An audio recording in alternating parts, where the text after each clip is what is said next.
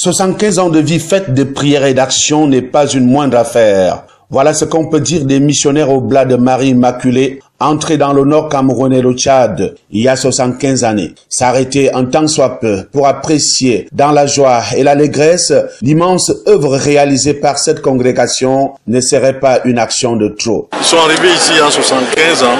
Nous sommes heureux de tout ce qui a été fait. Les œuvres sont visibles. Au-delà des œuvres de l'Église, nous avons ces œuvres sociales, dans l'éducation, dans la santé, dans la formation humaine intégrale des personnes. À Mokolo, par exemple, ils ont créé une léproserie parce que c'était un foyer de léproserie. Et cette léproserie continue aujourd'hui. Aujourd'hui, c'est aidé par l'Ordre de Malte. Ils ont créé des structures d'hébergement comme celui-ci pour aider aux populations qui se déplacent de pouvoir avoir des lieux où ils peuvent se recueillir. Ils ont formé les cadres de ce pays avec des collèges comme celui de Masno, qui a formé la crème du Nord, la crème intellectuelle du Nord. La plus grande partie des jeunes cadres de ce pays de l'époque sont sortis du collège de Masno. Et ils ont également travaillé dans le développement avec des écoles d'agriculture, des petits métiers. Ils ont essayé de travailler dans l'hydraulique pour donner l'eau aux populations. Parce que nous savons qu'à cette époque, je vous invite à rentrer à 1946 dans votre mémoire. Vous vous rendrez compte à quel état cette partie du monde se trouvait. Et donc, les missionnaires étaient donc des impulseurs du développement. Ils se sont donnés corps et âme pour aider la personne humaine à se sentir d'abord à l'aise dans sa peau, bien formée dans sa tête et alors ouverte à l'évangile. Une œuvre immense qui doit toutefois se poursuivre par des hommes moralement préparés, prêts au sacrifice, comme l'ont fait les pionniers de cette congrégation au Cameroun, au Tchad et au Nigeria. Nous espérons faire peut-être mieux. Et nous espérons peut-être corriger ce qui n'a pas été bien fait.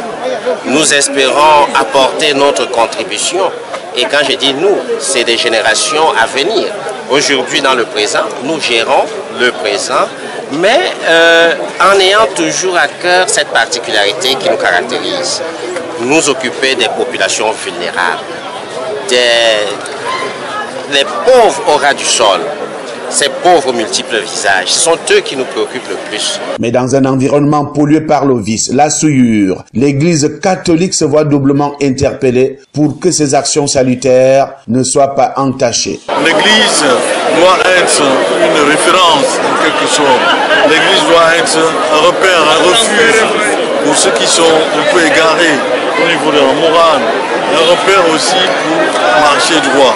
Donc l'Église est doublement interpellée, d'abord en elle-même pour qu'elle marche droit, pour que ses membres soient exemples au niveau de la morale, au niveau de l'éthique dans la société, et qu'on puisse aussi par un effet d'entraînement amener les personnes vers le bon port. La célébration des 75 ans des missionnaires Oblats de Marie Immaculée à Garoua, au Cameroun, a été rehaussée par la présence du ministre Paul Atangandji de l'administration territoriale, dépêché personnellement par le chef de l'État Paul Biya. Une célébration qui a coïncidé avec l'ordination de nouveaux diacres et prêtres. Les missionnaires Oblats de Marie Immaculée forment une congrégation cléricale missionnaire de droit pontifical qui se consacre principalement aux missions. Fondée le 25 janvier 1816 par Eugène Mazeneux, sa spiritualité s'appuie sur une vie de prière et d'action.